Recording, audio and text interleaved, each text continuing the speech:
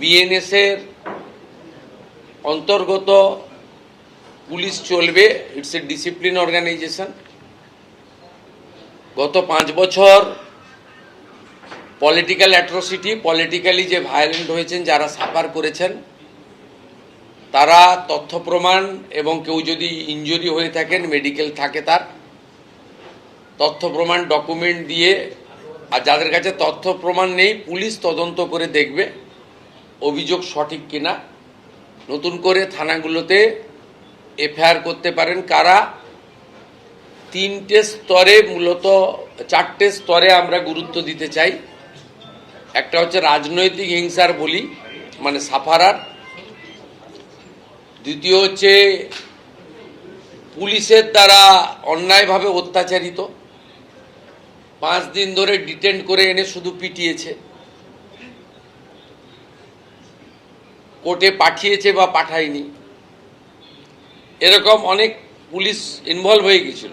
সেখানেও যদি কারোর অভিযোগ থাকে, আপনারা অভিযোগ করবেন, পুলিশ অভিযোগ নেবে। এবারে ইনভেস্টিগেশনের পরে একটা পলিটিক্যাল, একটা হচ্ছে পুলিশের লোয়ার লেভেল দ্বারা অত্যাচারিত, লোয়ার লেভেল নয়, পুলিশ যে কোনো স্তরে পুলিশের দ্বারা অত্যাচারিত। 3 হচ্ছে মহিলারা যারা অত্যাচারিত হয়েছেন, কমপ্লেন করতে এসেছেন, বলছেন আপনাদের মিটিয়ে নিন, কমপ্লেন না করাই ভালো। এই রকম কোনো তিক্ত অভিজ্ঞতা যদি কোনো মা বোন দিদির থাকে বা কোনো গার্ডিয়ানের থাকে, শিশুকন্যার সঙ্গে কিছু হয়ে থাকে,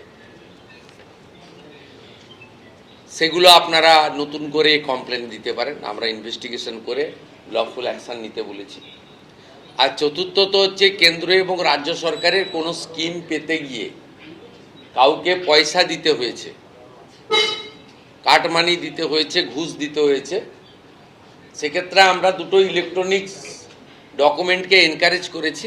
একটা হচ্ছে পেটিএমে পেমেন্ট, আর একটা হচ্ছে অ্যাকাউন্ট ট্রান্সফার, আরটিজিএস এনএফটিএস করে টাকা ট্রান্সফার।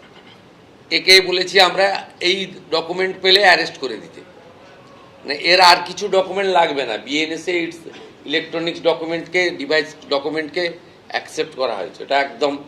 আর বাকি যাদের কাছে ডকুমেন্ট নেই, তারা অভিযোগ করবেন, তদন্ত করে কনসার্নিং আইও দেখবে, তদন্তের গ্র্যাভিটি থাকলে অ্যাকশন নেবে। আর যদি ফলস অ্যালিগেশন হয়, সেটাকে ক্লোজ করে দেবে। তার আইনে বলা আছে কি করতে হবে। এবং এটা বলা মানে হাজারে হাজারে মিথ্যা অভিযোগ যদি করেন, মিথ্যা অভিযোগ প্রমাণ হয়ে গেলে কিন্তু আপনার বিরুদ্ধেও কি করতে পারে সেটাও বিএনএসে বলা আছে।